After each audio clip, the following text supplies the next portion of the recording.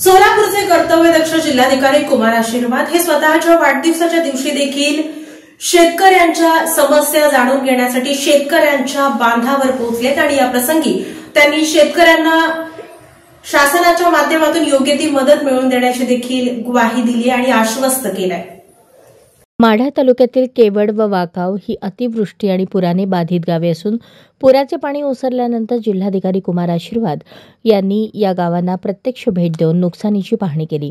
या गावांना जोडणारे रस्ते चिखलमय झाले असून त्या ठिकाणी नियमित वाहने जाऊ शकत नसल्याने त्यांनी ट्रॅक्टरमधून गावांमध्ये तसेच शेतकऱ्यांच्या बांधापर्यंत जाऊन पिकांच्या झालेल्या नुकसानीची माहिती घेतली आणि ग्रामस्थांशी संवाद साधून धीर दिला। शेतकऱ्यांच्या बांधावर जाऊन त्यांनी शेती पिकांचे झालेले नुकसान प्रत्यक्ष पाहिले तसेच पुराच्या पाण्याने अनेक शेतकऱ्यांच्या शेतातून नद्यांचे नवीन प्रवाह तयार झाल्याची प्रत्यक्ष परिस्थिती दिसून आली।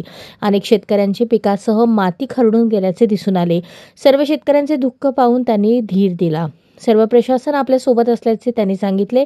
यावेळी त्यांनी घरांचे नुकसान, जनावरांचे नुकसान याची देखील माहिती घेतली। नागरिकांनी प्रशासनाकडून तांदूळ, गहू, जेवण तसेच जनावरांना चारा आणि पिण्याचे पाणी आवश्यक मदत मिळत असल्याचे समाधान व्यक्त केले।